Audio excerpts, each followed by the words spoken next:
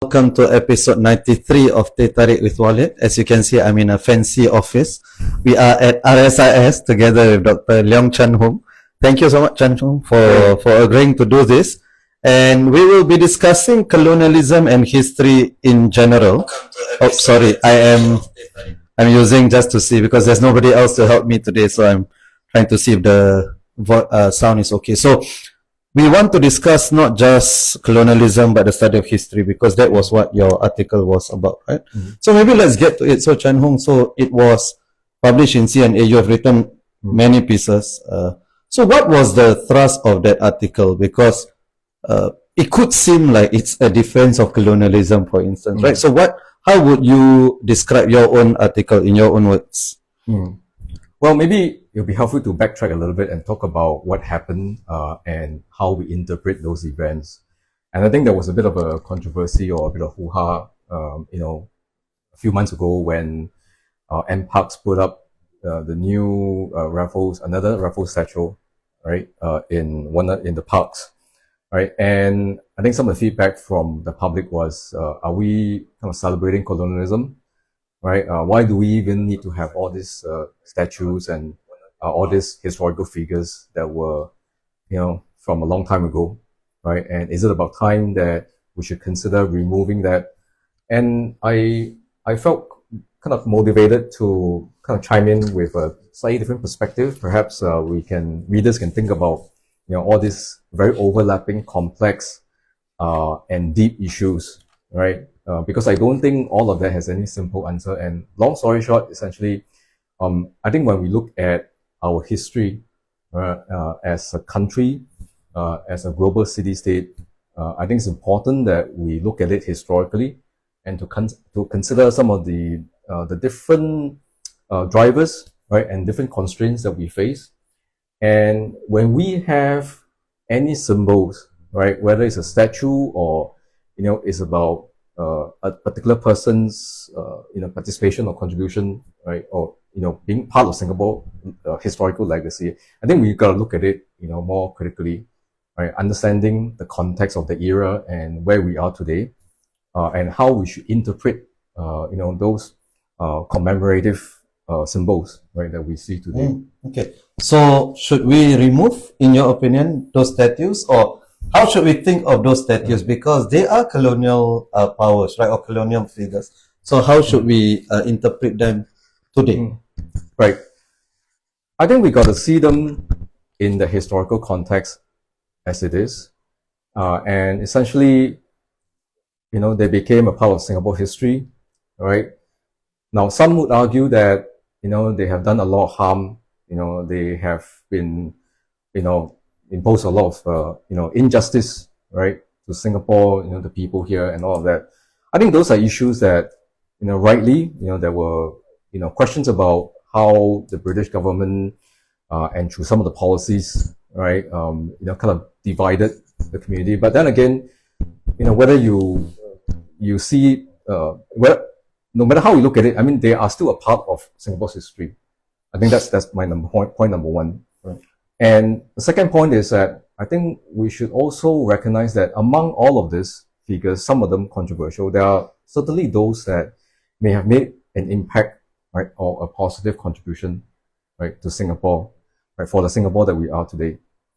And it should be in that spirit that we should recognize those contributions, right? So Raffles, the founder of Singapore, as we consider that, right, and also Nathaniel Willich, right, whom contributed or at least attempted, right, to create the park in Singapore in the 1980s, and they contributed to the floral research, right, and the development of botanical gardens. So I think at the very least, those are the pioneering spirits that we should recognize. Okay, so your argument is that basically it's two-pronged. One is that it's part of history, not necessarily glorification. So we should recognize history. And the other thing is they may have done some harm, but they did a lot of good as well. And that's why we should retain their statues. I think let's unpack the word they. Okay, yes. So Raffles, for instance, Raffles. Yeah. Correct. So I think there are historical figures, not just Raffles. I also highlighted the other pioneers who came. Sophia Beckmore, for example, contributed to the education sector in Singapore. So I think we got to look at each character, each figure in their own rights, in their own merits. And importantly, it's not, in my opinion, not a black and white distinction whether this is evil, this is great, right? But what kind of contributions they have brought to Singapore, right? And importantly, there's always a question that how much of that animosity, right, that we want to carry forward. Okay, right. So let's say that hypothetically there was a Japanese general that built an expressway here. Would you be similarly comfortable with enacting a statue of them as part of our history, and also the fact that he did some good? I wouldn't go to that extreme, Walid. I know where you're coming from. No, we are not going in that direction, but I think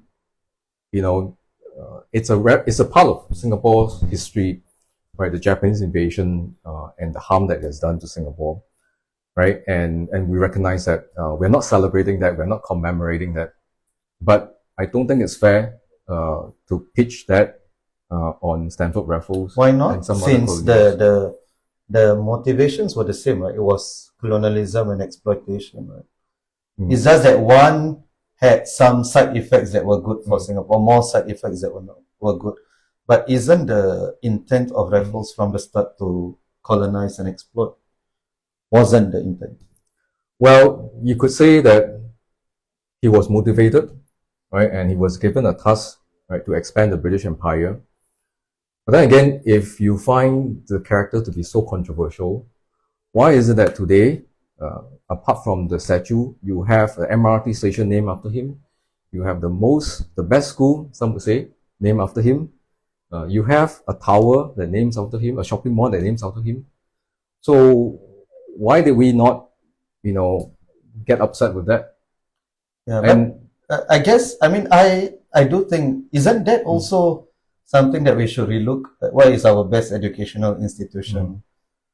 Name after a colony. I don't know of any other country that does it. Maybe there is, I just don't know. But that's a good point, Walid. But then again, my counter argument would also be, if these characters are so despicable, or you have such a bad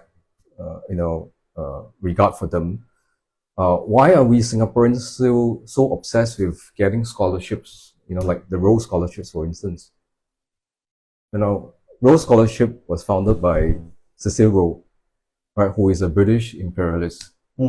And this is a man, that has perpetrated some of the the atrocities in Africa, right? Slavery, right? And segregation, racial segregation. So in that sense, again, this is somebody that will be considered controversial, but yet at the same time, if you look at the reports, Singaporeans celebrate, right? In fact, along with the rest of the world, when you talk about gaining a Rose Scholarship. So wouldn't that be part of that legacy that should be banished a long time ago? Let's say I take my argument to its consistent end and say, why not? Let's change it to something else. What's wrong with that? And what good would it come out of that? Okay, so interesting. You say what good will come out of that. So I wanted, because you mentioned Raffles as the founder of Singapore as well, right? So I wanted your thoughts on this statement, right? Throughout history, Singapore, or Temasek as it was called, was part of the Johor mainland.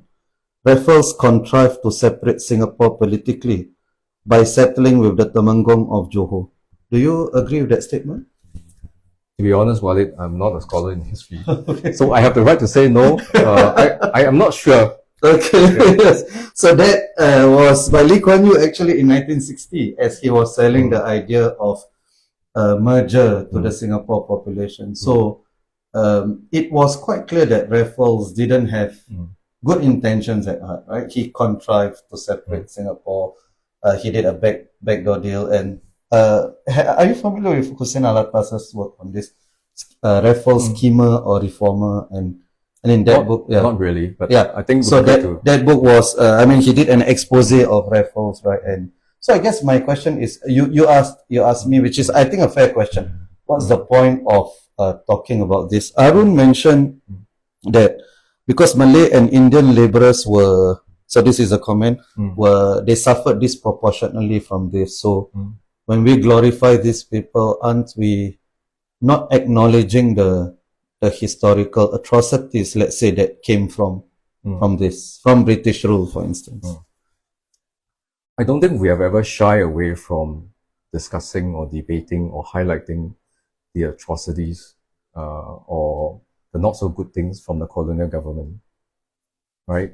But at the same time, I think we should also be candid enough to highlight that we have also learned to, in a way, take advantage, right, of that colonial past, right, to our own existing or current advantage. And if you look at the current or the first and second Raffles statues, they were set up there for a purpose, right? So, when Singapore became independent, the economist advisor from Holland, right, Albert Winsemans, right, he recommended to then founding Prime Minister Lee Kuan Yew that we keep the Raffles statue, as a symbol to the rest of the world that Singapore is a gateway, right, between the East and the West, and we are, at the end of the day, a global city-state.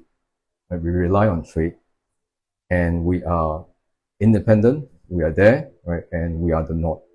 But we are still using that, right, to serve our current purpose as a global city-state. Indeed. But I guess in 2024, do we need a statue of Raffles? Do we need Raffles institution in the name to show the world that we are open to the world? Because we are already a global economy, right? In fact, the 700-year history of Singapore book showed that Singapore has always been a trading port, even before British colonialism, right? So I guess the question is that still necessary to show us that is our gateway to the world? We may not need Raffles statue.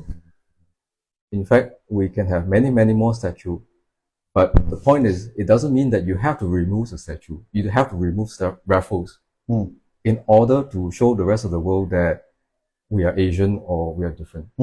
So please continue. I think it's also simplistic to assume that by removing some of the symbols, whether it's colonial or at any other era of Singapore's history, right, it will make us more distinctively contemporary.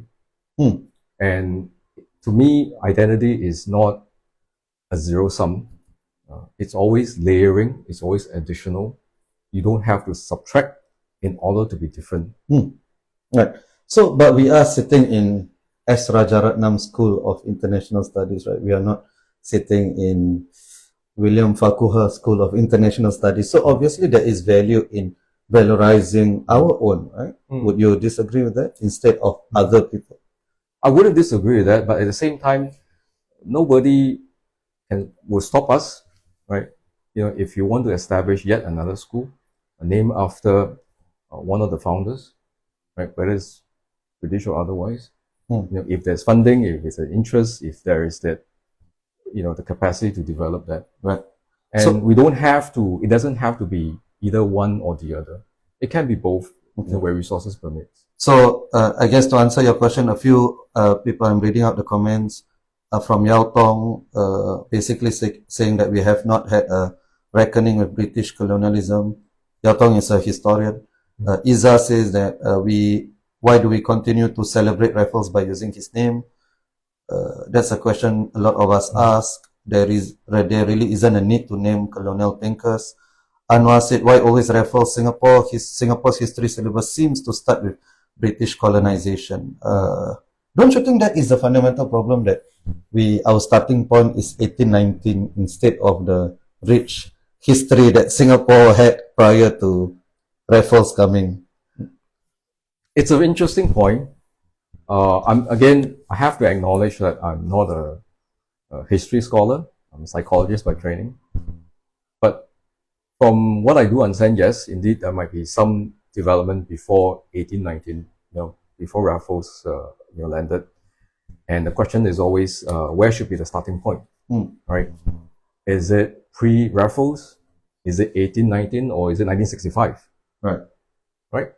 So I think those are things that, in a way, define the kind of preoccupation that we have, that we, as a country, we have, right? Where is the origin? Where is the genesis, right? And the question then is, how useful is that, as the historical benchmark, to say that, we should start on this particular landing point as opposed to the other. At some point in time, probably it's a conscious decision and it's arbitrary as well, right?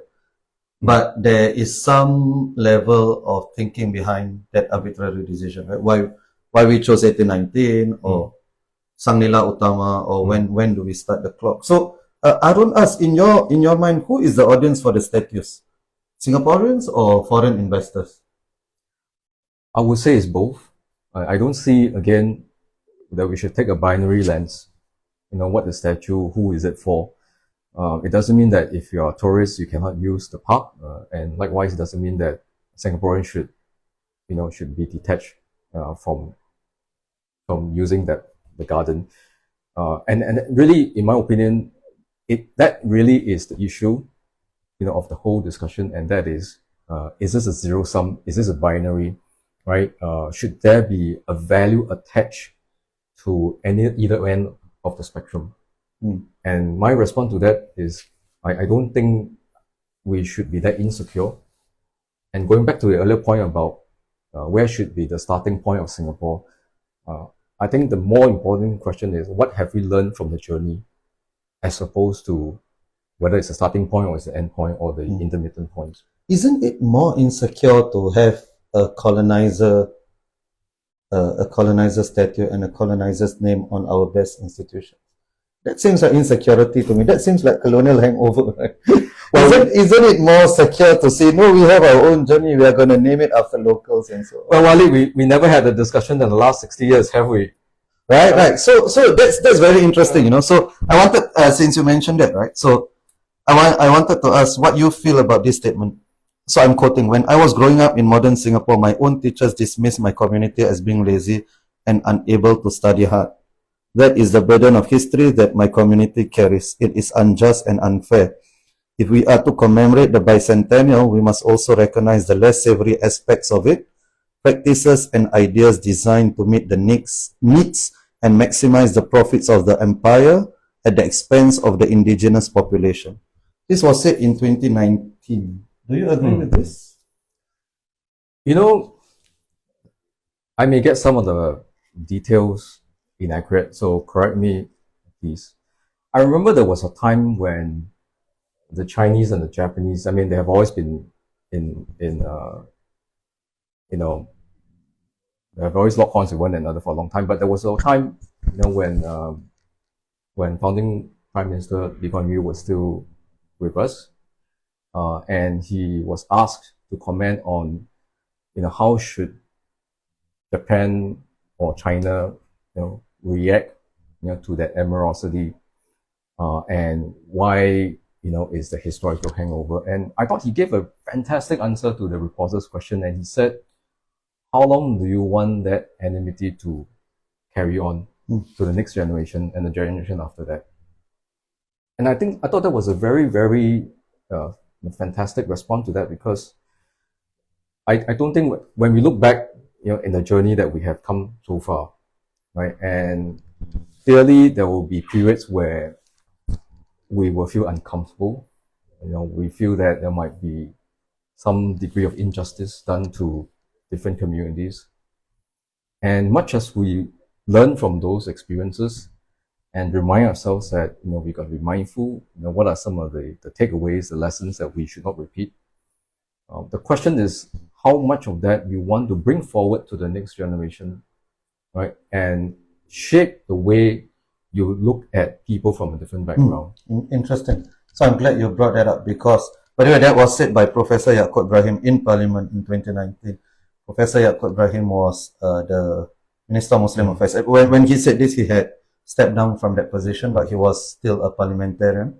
And he also happened to be the student of Professor Syed Hussein Alatas, who wrote The Myth of the Lazy Native. Which brings me to my point, right?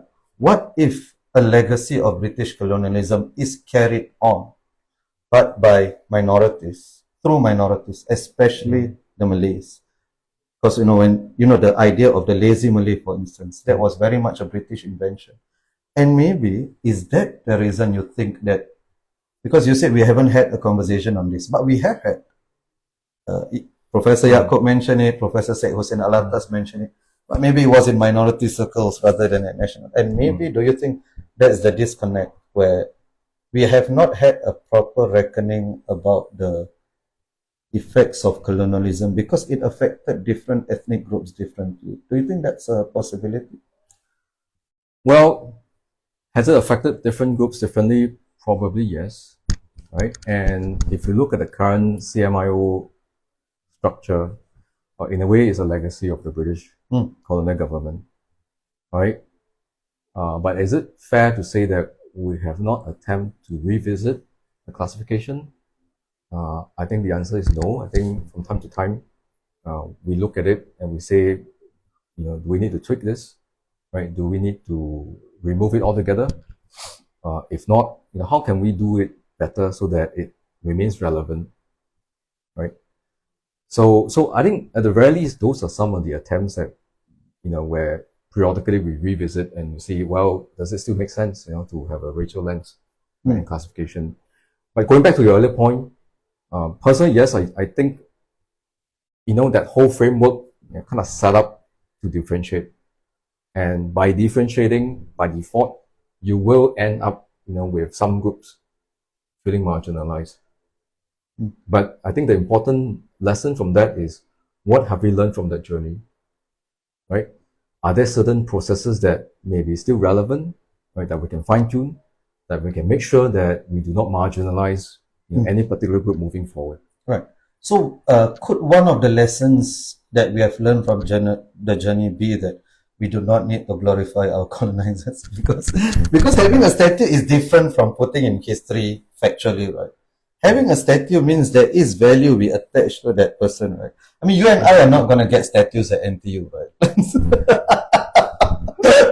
Later on, who knows, maybe, right? But we are not going to get statues. But the moment there is a statue of someone, that means there is a value attached, and it's a positive value. It's not just a historically neutral statement of all the historical figures. We're going to choose this guy because he has impacted historically. No, it would be that he or she has impacted us positively, right? So could one of those lessons be that now is the time, let's have a clean break from colonialism. We are secure as an independent nation. We are secure enough to revisit 700 years of history. And we can do away with this myth that Raffles founded Singapore instead of colonizing Singapore. I guess I have to respond to your point about the statue in NTU. I guess for us in academia, the equivalent of the statue will be the publications. You kind of immortalize your work, right? And in the case of the statue, right, is that basically the question is it over the top, right? And this, yes, it is a conversation. I mean, it's something that we can discuss and debate, right? But I think the important thing is also to understand, in those contexts, when Raffles and Walid, they became part of Singapore history, right? So the contribution of that, at least within that space, I would say would deserve the way we look at them and say, yes, indeed. If you look at Fort Canning Park, right, that was that attempt many years ago, right, to do something different. And it's not just Raffles and any of the colonial, historical figures, but also the others who were here at one point or the other. So, for example, Sun Yat-sen, right? So he was, in a way, part of Singapore history, and that's why you have the memorial of him in Malaysia, right? And I believe some time ago there was Admiral Chan-Hoong, right? In the Southeast Asian Aquarium, right, in Sentosa. So I think those are some of the different ways, right, where we look at the different individual historical figures and where they were, in Singapore's journey. Does intent matter to you in the sense of how and why they did the good, quote unquote, that they did?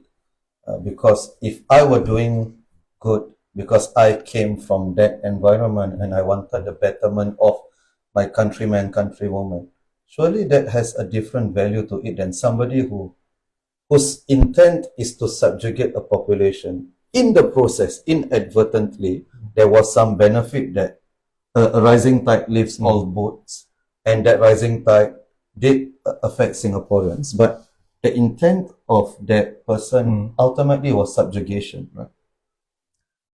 That would be your interpretation, Walid? You don't think it's Raffles' intent to subjugate Singapore? And Well, if that, I wouldn't know, to be honest, right? But if that is really the intent, so you then don't we are- think the British wanted to subjugate populations throughout the world?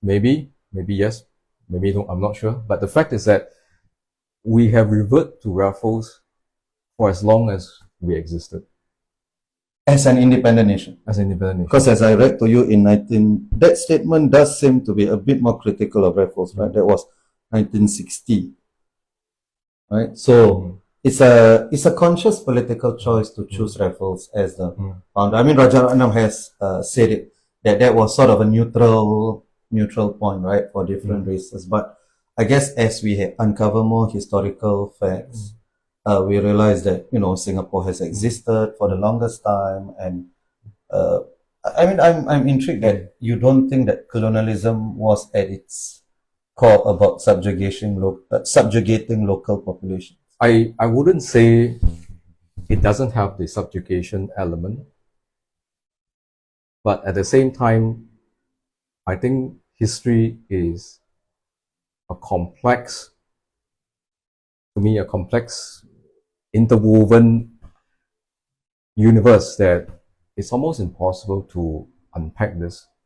And if indeed Raffles has been somebody that, you know, is here only for himself and there's all this evil, then essentially you're saying that we have been sleeping for the past 60 years and we have reverted to somebody that, you know, we just follow blindly, right? Which I don't think is that simple. I think it's more about looking at an issue with multiple perspectives, multiple angles.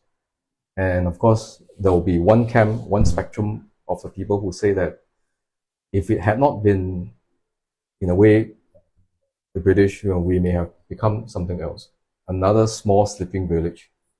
If Raffles had landed somewhere in Penang, you know, or some other, you know, regional islands, Singapore wouldn't be what it is today. Very interesting, because the British did colonize. They have that experiment. Yes. The British did colonize Myanmar as well, right? So we have that experiment, and I mean, I would, I guess, challenge or disagree with you, but softly, on the idea that Singapore was a thriving trading port before that as well, right? But okay, let's go hypothetical, right? So let's say the ethnic Russians in Ukraine, the Ukrainians, right? They wanted to do a statue of Putin. Would that be acceptable to you? And then they would say, you know, the history here is complex. I saw that in Reddit. Oh, really? Oh, Yes. I'm not. Is this anti-Reddit or just Reddit? Or was you, right? No, I'm not on Reddit, fortunately. So if they wanted to do a statue of Putin, would that be, because history is complex? Well, it is, but at the same time, what I'm trying to say is that, again, you are putting Raffles in the likes of Putin or maybe Adolf Hitler or... No, not or Hitler. Emperor. Not Hitler, but Putin, yeah. Right. So, but I think those are, you know, it's a spectrum, and how you're going to put him, you know, along that spectrum, right? And we are looking at it, you know, in a, for lack of a better word, you know, a more simple lens, you know, whether you're good or versus evil, right? And the question then is it fair, right, to put him along that spectrum? Okay. I would say it's fair in this sense that he wanted to subjugate a population for his empire's profits. So it would be fair to have that to make that intent in that sense. So the intent was evil, don't you think? I think colonialism under any circumstance would be evil, wouldn't it? Well, even if it from could have good today's effects. from today's point of view, certainly that's not. But we are living in 2024, and this argument is about statues of Raffles in 2024. This is not about statues of Raffles in London in 1825, right? So you would agree with that, right? If you buy up all the properties in another country, because you have so much currency, you have so much reserve, with the intent of making a profit, generating rent, is that considered evil? What is the intent of doing that? If you have resources and you buy up And all you the properties, you want to subjugate the population? you don't even have to subjugate, right? The fact No, is but that let's say that because what I'm arguing is colonialism at its intent. There was all sorts of there were all facets. White man's burden. There was proselytization. There was the idea that local populations were lazy. They deserve to be subjugated. All of this is very well documented in the colonialists' own thoughts and writings, right? So unless you're saying that is not the case, or I'm pretty sure there's an element of that, right? And the question then is, what is next, right? And it goes back to my earlier example of Cicero, right? The Rose Scholarship, right? So the fact is that this man is a British imperialist, right? So he took over some of the lands in Africa, right? He perpetrated bigotry, racial segregation. And at the same time, today, he founded Rose Scholarship and people celebrate with that. So that is a dark part of his legacy and history. There's no doubt about it, right? And I'm pretty sure there will be the side of the British colonial government in Singapore that we know for a fact, that we should never celebrate that. Right. But the question then is, okay, we learn from that, and what can we do out of that? So if you look at the case of Cicero, right, the Roe Foundation, right, and what they do is they recognize that part. Just like the Germans recognized the atrocities that they committed, right, in the Second World War, and they move forward, right, by trying to do what they have done, to right what they have wrong, right, in the Second World War. And similarly, the case for the Rose Scholarship, where they offer more opportunities for candidates in Africa to pursue a master's program in Oxford. So in a similar vein, what lessons have we learned, right, from our colonial history, and how can we right the wrongs? But I guess in the case of Rhodes Scholarship, I guess it's not a fair comparison because there is something good that comes out of the scholarship. What is the good that comes out of the statue being there, other than us glorifying him? What is the good of having Raffles, right, at the statue? Yeah. So if you go back 60 years, right, the purpose of having a statue, right, is a symbol. Right. So you did rightly point out a good question. Is this relevant? Right? Should we consider jettison that? Should we consider replacing this with something else? Or is it possible to complement this, right? To have other kind of historical figures, right, that stand alongside the history. Why have him at all? Why do we need to have? So if we are going to have that stage, let's have the Japanese general who conquered Singapore. Let's have, why not? If it's about a neutral acknowledgement of history, but it's not, right? No, I wouldn't say it's a neutral acknowledgement, right? The fact is that there will be certain legacies that you would not want to put it up as a statue. Exactly. But my point is that does Raffles deserve to be on that statue? Okay, so now that's a separate discussion, right? So let's get to that, right? So would you agree that the indigenous population, the Malays, suffered disproportionately from colonialism? I think all communities suffered. For one sure. way or the other. For sure. Right? What about the degree? Do you think that would be different? Generally, if you are the minority, right? And not the minority, the indigenous. Yeah. Fair enough. Yeah. But generally, when you are not well endowed, you don't have the kind of resources, like the Chinese merchants, then yes, chances are, you tend to suffer more. So you would at least see value in why at least the Malays wouldn't want to see Raffles, right? Because this is a man, and he is the empire that's spread this myth of the lazy native and so on. But I mean, can go on. It's not just that the Malays, I think even the other races, the Chinese and Indians, to different degrees, of course, suffered from colonialism, right? I think there's a bit of the ambivalence. Firstly, I do not know whether the Malays today, the Malays community today, feel strongly against Raffles. I'm not sure. Maybe there are other empirical evidence that has been done. So let's say they do. Right, but more importantly, right, I also think that it's not a straightforward answer. I think there's a fair bit of ambivalence. For example, right, the fact is that you have various institutions affiliated with that branding, right? Raffles institutions, RGS, you have Raffles Shopping Center, Raffles City Shopping Center, you have MRT named after him. At the same time, apart from that view of the dark historical period, you also have, you feel proud, right? If you are alumni of Raffles, you feel, hey, this is a good school and I'm a part of it. So how did that gel in, I mean, it goes back to the earlier comparison that I'm trying to weave in, right? The fact is that the human mind is not discerning, right?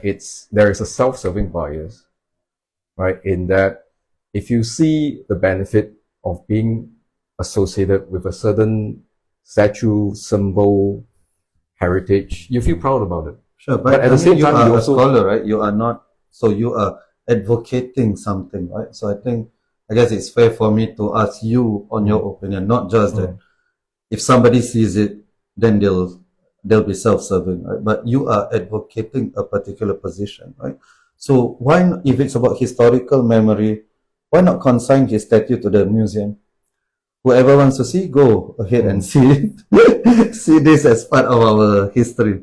I think the way I will approach it, Walid, is I'd rather take a more pragmatic lens, right? So meaning to say that, okay, this is one part of our history, whether you like it or not. Just like if you are born of a certain ethnic background, that's who you are. Right? We don't have to feel ashamed of what this particular community has to go through or had gone through in the past. But we should look forward and see what lessons that we have learned.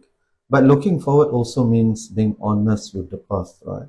So it means, have you ever seen in the public discourse discussions about Raffles' malicious intents, for instance? Other than online spaces. No, I did, right? And I mean, online spaces, you wouldn't know what is the background, right? And I read some of the work.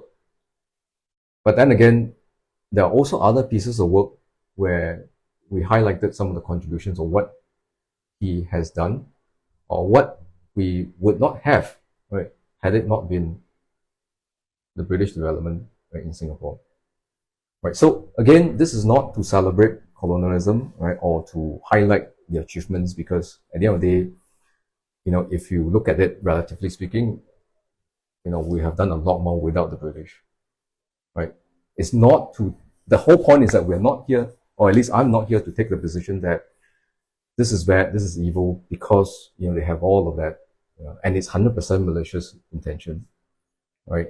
And the way it is for the statues, as well as what we have had achieved, right, when we turned independent. At the very least, there were some of those things that would not have been possible, right, if Raffles founded somewhere else instead of Singapore. If he had landed somewhere, if he had decided, right, to make that center, in another location, another part of Southeast Asia rather than Singapore.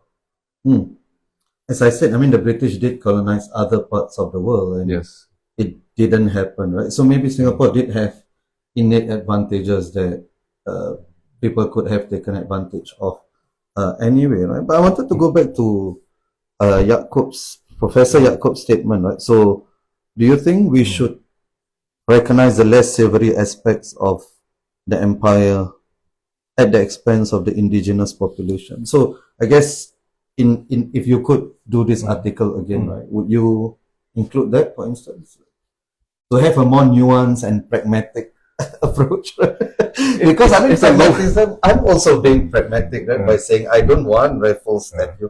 I don't want Raffles. I understand RI and RGS, the alumni are attached to it. I'm fine. I'm not gonna advocate for the name to be Raffles is changed. a good school, right? Yeah, oh, Raffles is the best school, and I accept that, right? But Raffles City, there's no need for that. Raffles statue, there's no need for that, right? Let's change it. If we are really confident and secure, Sang Nila Utama City. Sang Nila Sounds like a Utama. So will you be on board with that? Like in the to show and assert our confidence as a post-colonial nation. No, I think that will do exactly the opposite, Walid. It will show the insecurity of your past, your legacy, the history. I think the right way to do it is not to erase or deny the fact that there were colonial injustice. Right? Yes, we recognize that. But to move forward on how to right the wrongs, right, and make Singapore a better place by recognizing what the journey have taught us in terms of the lessons and how we can make sure that we do not repeat that.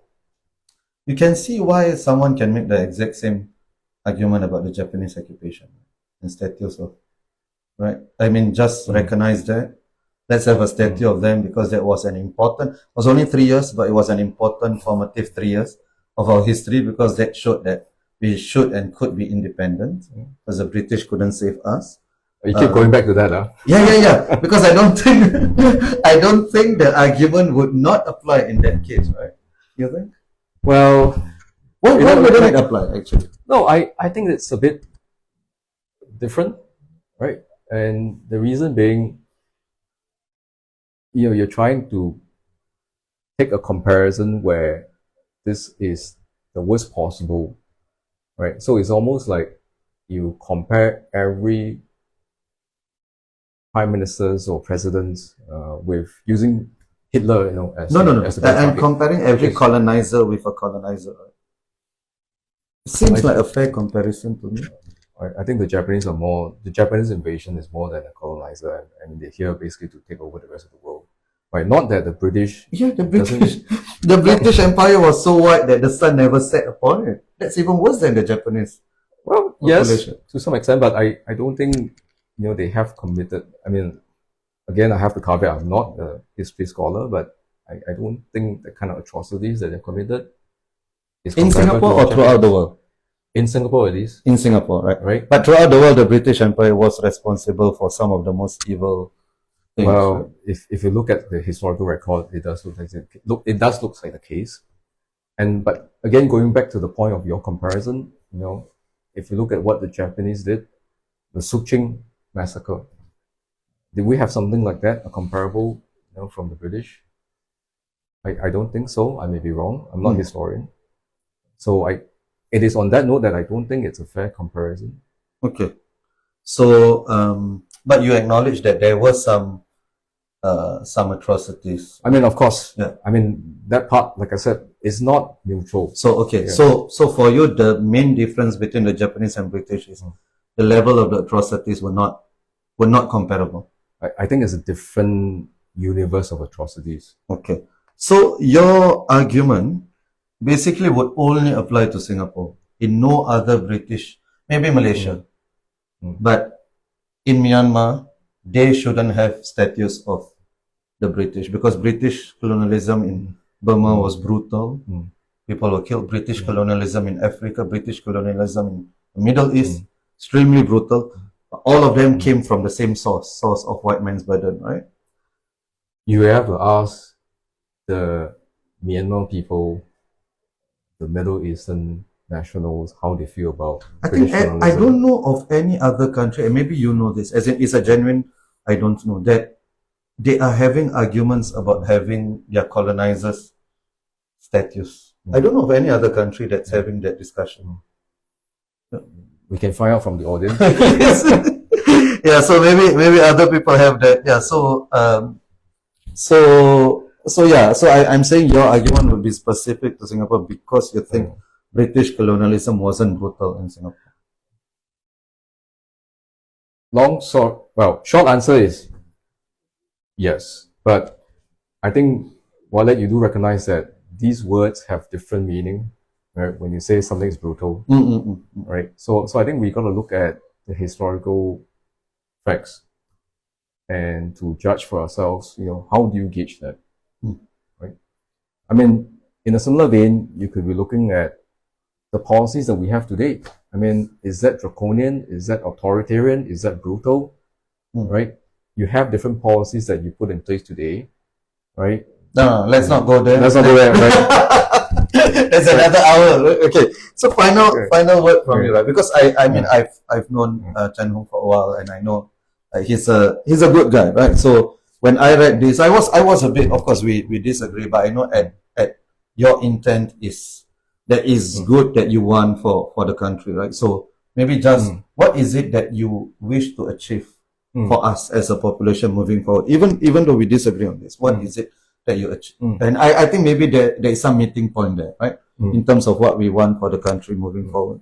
I think we all want good for Singapore and Singaporeans, right? And we want to move forward in terms of building a more stronger, cohesive, and confident society, right? To me, I think the last word is most important, to feel confident and secure of who you are.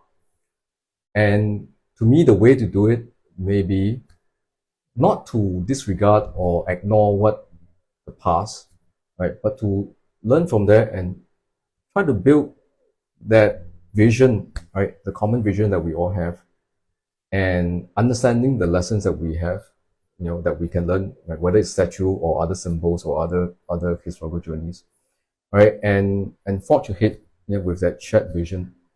And I think that's what is important today, because my own take is that there's a lot of hang up and what I would call tribal consciousness, right? Tribal consciousness that I'm conscious that, I'm Singaporean and this is the British legacy, which I don't like, for, all the bad things I've done. I mean, yes, there is that injustice, right? But that doesn't have to come at a zero sum, right, in today's context. And the important thing is, how can we learn from that and move forward, as opposed to allowing the past, to define, what the future should be. Okay. On that note, we are in agreement. And I really wanted to thank you for the moment I asked you were game enough to do this. And I think we need to have more of such discussions. I think we must have the real Teh Tarik. Yes. Unfortunately, the one at NT is not that good. So, but we have to go. Thank you so much. Thank you, Walid. I really appreciate it. Thank you. Thank you.